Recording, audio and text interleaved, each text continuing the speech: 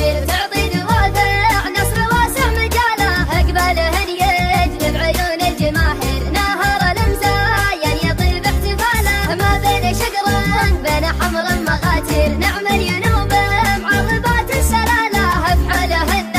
نقل فحول المشاهير صغان والمسكون وعد العياله الهايله فيه تقود الطوابير تزهب غير الطايل واعتداله تقول ريميه تدب الدعاذير ما عندها غير المها والغزاله وانعرضت الحذره ورفت بنادير راعي الهجن من هايمه الخياله نيران تدخل دخول الاعاصير كل تمنى مثلها في حلاله وكسبه لها ميزه في الهجن غير حرب الاذان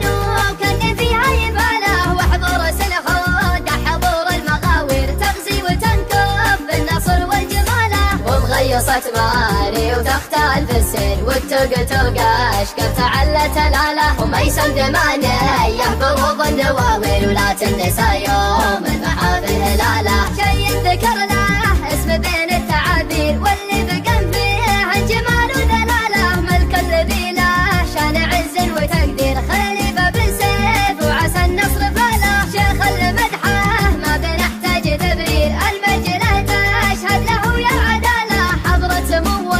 القبل والحضر غير الطيب طبعه والتواضع مجاله يعله بخير ودايما في رجا خير مع سيفه واخوانه بخير وسهاله يعله بخير ودايما في رجا خير مع سيفه واخوانه بخير وسهاله حي الذلايل اللي تسوق تباشر تعطي دوافع نصر واسع مجاله اقبالهن يجذب عيون الجماهير نهر الامزاين يطيب احتفاله ما بين شقر بين حمر مغاتير نعم الينوب